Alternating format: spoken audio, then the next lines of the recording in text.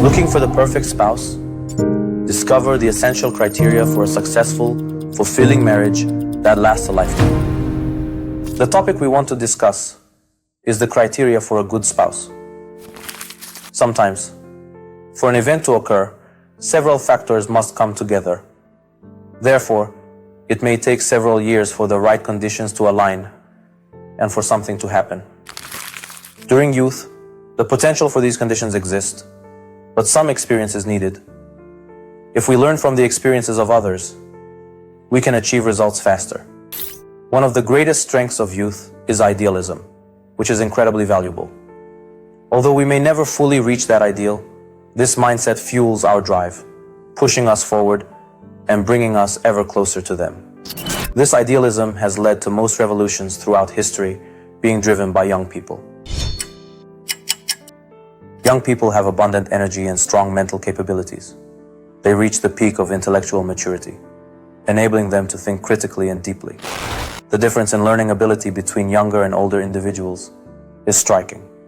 The strong cognitive capacity and high level of focus that come with youth are invaluable. If you do not make good use of these opportunities, you will quickly regress. Therefore, you must be extremely careful in your choices, act rationally, seek advice, and learn from others' experiences. Good decisions shape the future. Choosing the right spouse, pursuing a meaningful career, and making well-thought-out life choices can set the foundation for a fulfilling life.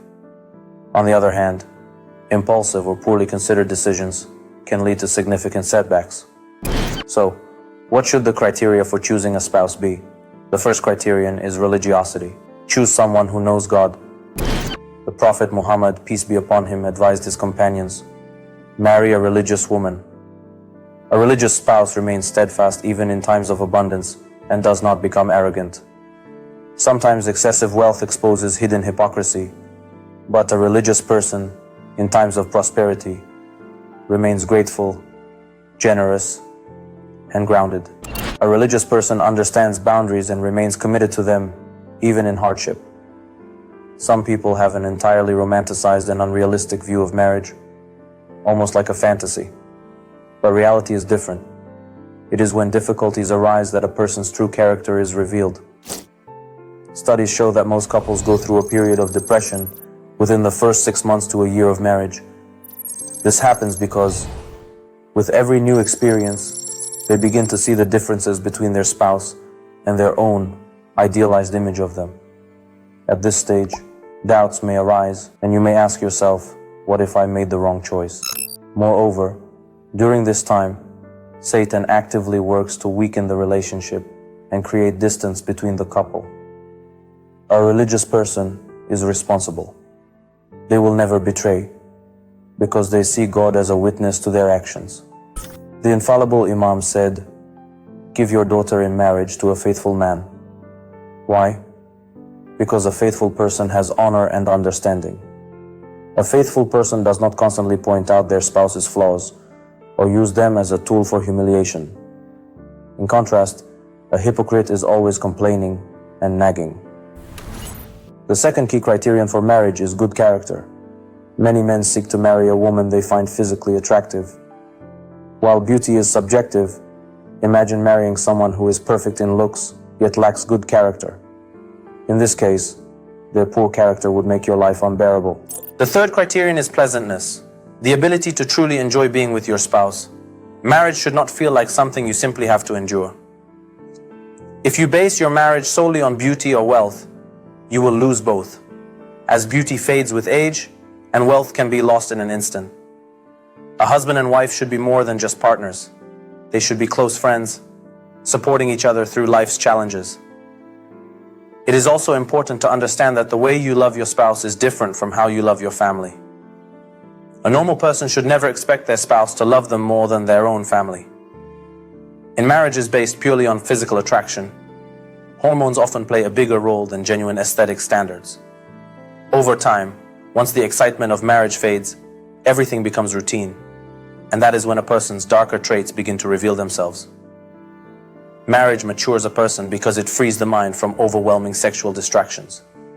allowing them to focus on greater responsibilities and deeper thinking. Seek a spouse who is your closest friend, someone who remains composed in the face of family conflicts or unfair treatment. When you see that they neither complain nor respond with rudeness, your love and warmth for each other will only grow stronger. The fourth criterion is family honor and lineage. When considering marriage, pay attention to the character of the extended family, uncles, aunts, and cousins. This is advice from the infallible imams, peace be upon them, because certain behaviors are ingrained in a family's culture. Some families may struggle with poverty, yet they possess modesty, dignity, and strong morals. These qualities are far more valuable than wealth alone.